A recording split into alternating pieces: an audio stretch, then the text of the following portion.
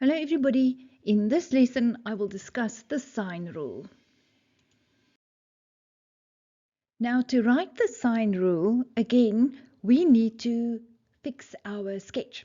In triangle ABC, this side will be little a, that side will be little b, and that side will be little c. So the sine rule in terms of triangle ABC will be sin A over A equals sin B over B equals sin C over C. And you will write the sine rule in this format when you are looking for an angle. Then in terms of triangle KLM, again, this is little k, this is little l, this is little m. And now if we want to work out a side, we can write the sine rule as m over sin m equals L over sin L equals K over sin K. In triangle ABC, AB is equal to 144 millimeters, angle A is 70,5 degrees and angle B is 51,7 degrees. Calculate the size of side little a. Now again, where do you find little a? That is the side opposite angle A. There is side little c, the side opposite angle C, and there is little b, the side opposite angle B. Now, let's start by finding the size of angle C. And we can do that by using the theorem, the angles of triangles. Therefore, C is equal to 180 degrees minus the 70,5 degrees plus the 51,7 degrees. Therefore, the size of angle C is 57,8 degrees. And the reason is angles of a triangle. And you have to add your reasons there. Now that you know the size, you can put it in. So we are looking to find the length of little a. And now we can use the sine rule, and we will write the sine rule in terms of where a is on top at the numerator.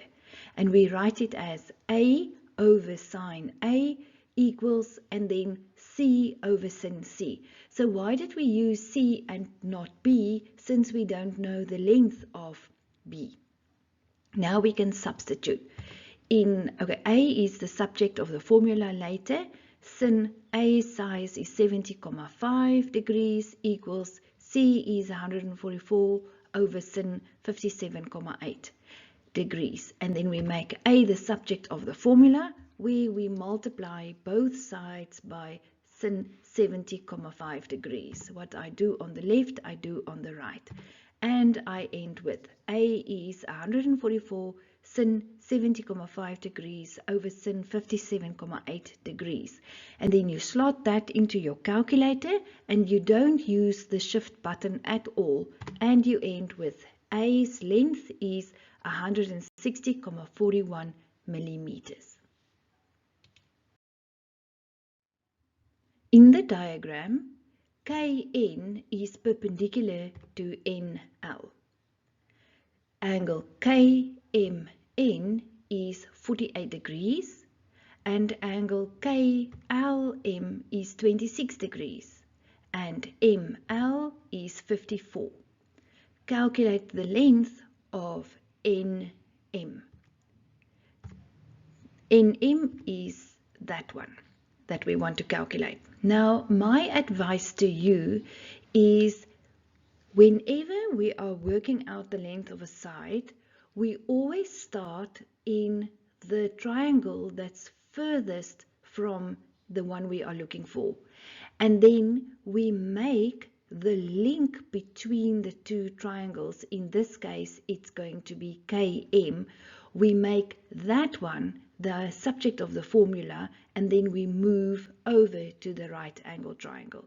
So the sequence will be, we start in triangle KLM, we make KM the subject of the formula, and then in the second triangle there we will make NM the subject of the formula.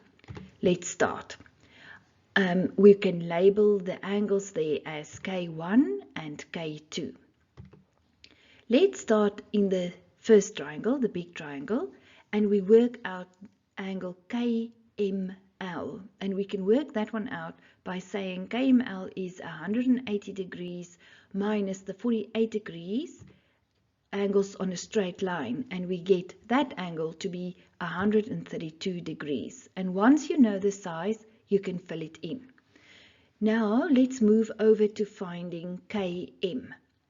Oh, we can also work out the size of angle K2. Let's do that first by saying K2 is 180 minus 132 plus the 26. Therefore, K2 size is 22 degrees, and the reason is angles of a triangle. And once you know the size, you put it in. Now we can work out Km by using the sine rule. So we will say Km over sin L is equal to ML over sin K2. That was why we had to calculate the size of K2. Now we can substitute. Km is the link between the two triangles, and that's what we're looking for. Over sin, angle L size is 26 degrees, equals ML was given 54 over sin 22 degrees. And we will make Km the subject of the formula, so we will multiply the sin 26 both sides, and all of that goes into your calculator, and the size of Km is 63,19 units. So now that we've got that 63,19, you can add it on your sketch. So we have the link between the two triangles. Now we move to the right angle triangle. So can you see it's a right angle triangle, and therefore we will only use normal sin, cos and tan. So what fits here is cos of angle NMK, and cos's ratio is adjacent over hypotenuse. That's why it's NM over KM. And then we know angle NMK is 48 degrees equals NM over, and KM we calculated in the previous sum. Now we can make NM the subject of the formula by multiplying away the 63,19 both sides. And into the calculator goes 63,19 cos of 48. Therefore, the length of NM is 42,28 degrees. Use the given information in the diagram to show that D is equal to all of that. Now, let's see, what is the sequence when we want D? So we will go to the furthest triangle from D, and that is the right angle triangle ABC, and we will make BC the subject of the formula so that we can start in this right angle triangle, work out the link between the two triangles BC, and then we move over to find D. So that will be your second triangle. Now let's start. In triangle ABC, the right hand triangle, the furthest triangle from D, we can say that tan theta is equal to AC over BC.